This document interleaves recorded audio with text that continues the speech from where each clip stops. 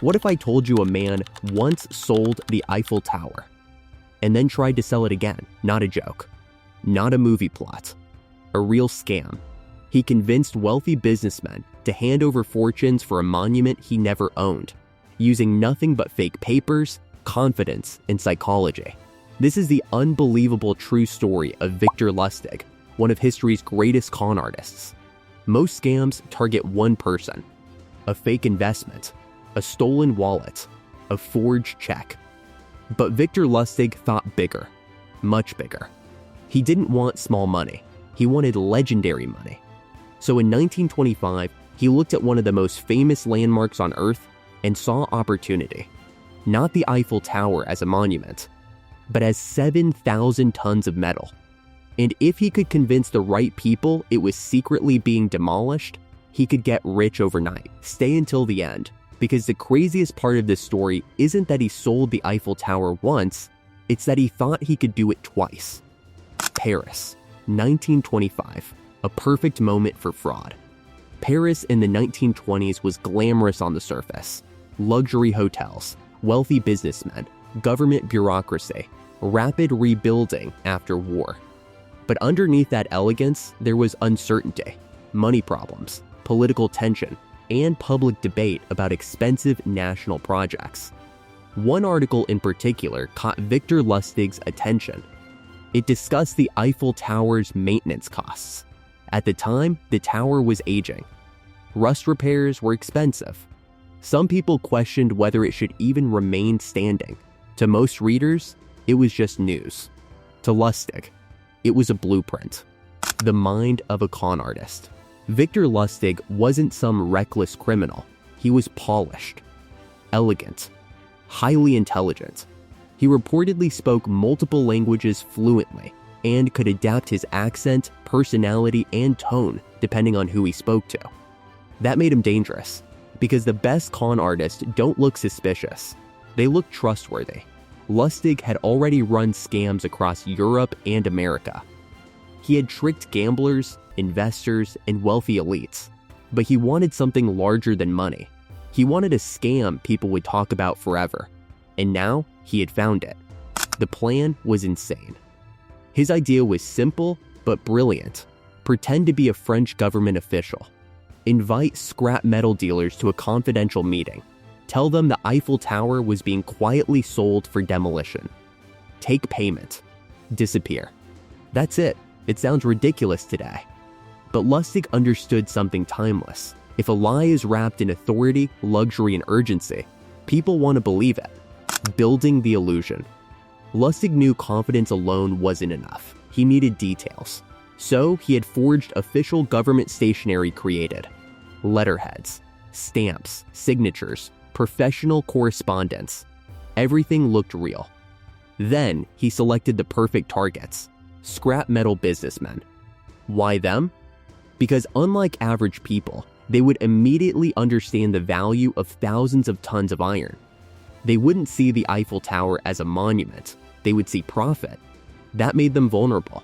Then Lustig rented a luxury suite in one of Paris's finest hotels.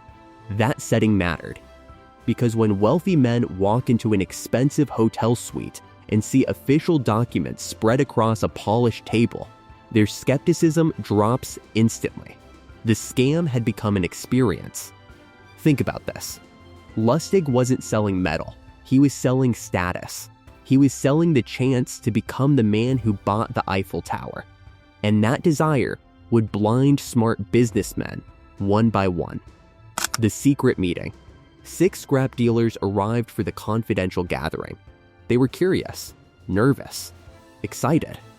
Victor Lustig stood waiting in a tailored dark suit, calm and authoritative.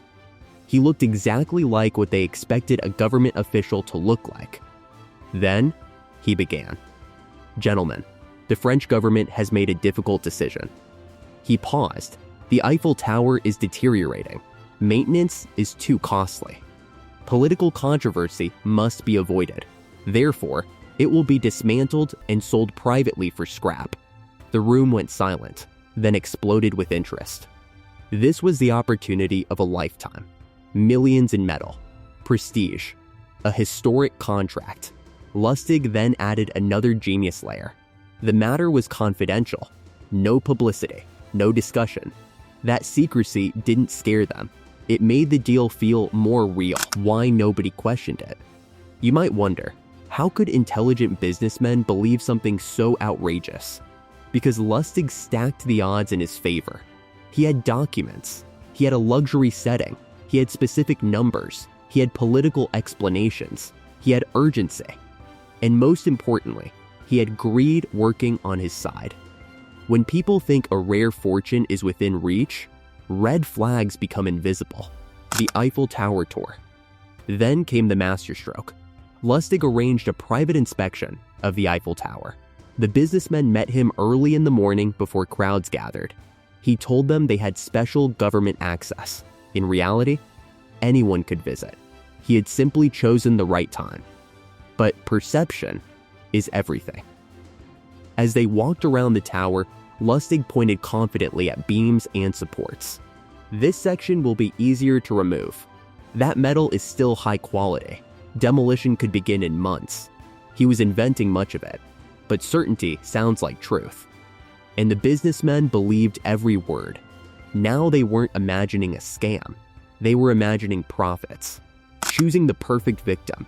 During the tour, Lustig studied everyone carefully. Who was ambitious? Who wanted status? Who looked eager to prove himself? One man stood out. Andre Poisson. He was newer to the industry. Hungry, ambitious, eager for a breakthrough deal. Exactly the type of person most vulnerable to a dream opportunity. Lustig knew he had found his buyer. The private conversation. After the tour, Poisson approached Lustig privately. He wanted to know how to secure the contract. This is where Lustig played his most clever move. He lowered his voice and hinted that government salaries were low. Perhaps some private arrangement could help. In other words, a bribe. And strangely, this made the scam feel even more believable. Because corruption felt realistic, Poisson likely thought, this must be real. Why else would he risk asking for this? That's how advanced manipulation works. Sometimes adding a flaw makes the lie stronger. The final trap. 2 days later, the businessmen returned to the hotel suite. Lustig announced the winning bidder, Andre Poisson. The others congratulated him and left disappointed. Now, Poisson was alone with Lustig. A contract was placed on the table. Official seals, formal language, signature lines. Poisson signed eagerly. Strong ending. Victor Lustig didn't use weapons. He used confidence. He didn't force people. He let them persuade themselves. That's what made him so dangerous. His story proves a timeless lesson. People don't just buy products. They buy authority. They buy urgency. They buy dreams. And when desire becomes stronger than doubt, even the impossible can feel real. If you enjoyed this unbelievable true story, hit like, subscribe, and comment below. Do you think you would have spotted the scam or believed it too? See you in the next video.